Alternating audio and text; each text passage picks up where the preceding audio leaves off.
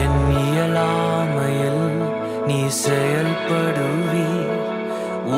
கரம் என்னை விலகாதிருக்கும். என் இயலாமையில் நீர் செயல்படுவீர்.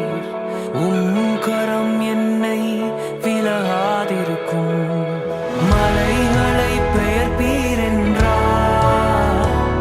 என் தடைகள் உமக்கு மாத்திரம்.